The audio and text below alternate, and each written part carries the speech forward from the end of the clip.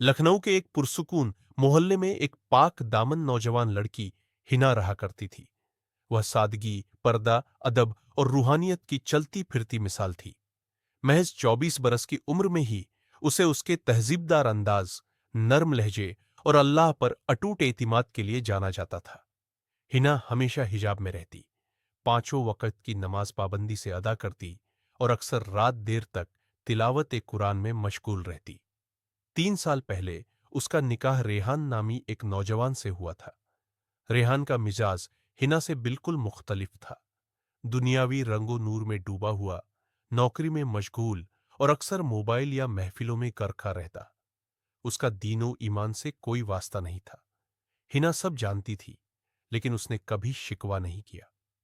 जब भी रेहान उसे नजरअंदाज करता या बेरुखी दिखाता, हिना सजदे में गिरकर रब्बे करीम से दुआ करती। तहज्जुद उसकी आदत बन गई थी। उसकी आंखें हर रात सजदे में भीगती और लबों पर एक ही इल्तिजा होती, या अल्लाह, मेरे शौहर को हिदायत अता फरमा, उन्हें अपना मुकर्रब बना दे, हमारे घर का सरबराह बना, हमारे दिलों का इमाम बना दे।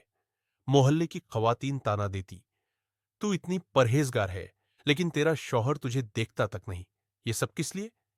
हिना सिर्फ मुस्कुराकर कहती, दिलों का मालिक अल्लाह है, जब वो चाहे जैसे चाहे बदल दे। वक़्त गुजरता गया। एक दिन हिना को रेहान के मोबाइल में कुछ नामुनासिब मैसेज मिले। उसे यकीन हो गया कि रेहान किसी औरत से ताल्लुक रखता है। उसका दिल चूर चूर हो गया, मगर उसके रब पर यकीन डगमगाया नहीं।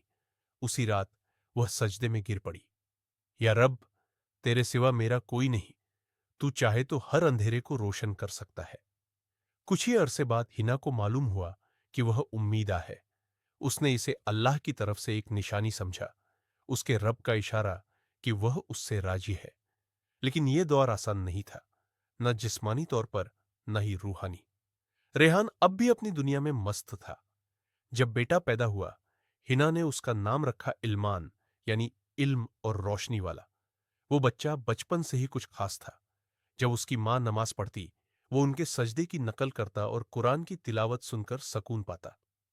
एक रोज इल्मान अपने अब्बा के पास गया, जो मोबाइल में मशगूल थे। मासूमियत से पूछा, अब्बा, आप अम्मी की तरह नमाज क्यों नहीं पढ़ते? क्या आप अल्लाह से मोहब्बत नहीं करते? रेहान सन्न रह गया। बेटे के मासूम लफ्ज तीर की तरह दिल में उतर गए। उसी रात पहली बार उसने हिना को सजदे में रोते हुए देखा, वो औरत जिसे उसने कभी कदर से नहीं देखा। कुछ ही दिन बाद रेहान का शदीद एक्सीडेंट हो गया। उसे अस्पताल में भर्ती कराया गया, जहां डॉक्टरों ने उम्मीद छोड़ दी। हिना कांपते हाथों में कुरान थामे उसके सिरहाने बैठ गई।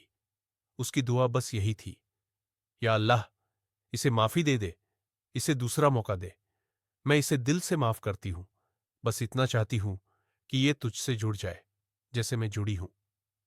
7 रातें हिना ने सजदों में रोते हुए गुजारी। 8वें दिन रेहान ने आंखें खोली। सामने देखा, हिना गोद में कुरान, हाथ में तस्बीह और आंखों में जागी हुई दुआओं की थकान। उसकी आंखों से आंसू बह निकले।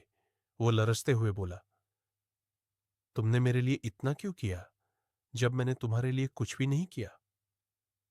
हिना ने हल्की मुस्कुराहट के साथ जवाब दिया, क्योंकि मैंने तुम्हें वैसा नहीं देखा जैसा तुम हो, बल्कि जैसा तुम बन सकते हो वैसा देखा। उस रोज के बाद रेहान की जिंदगी बदल गई।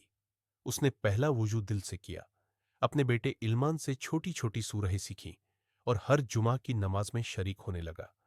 उसने अपने गुनाहों की तौबा की, पुराने रिश्ते खत्म किए और हिना से अपने हर लम्हे की माफी मांगी।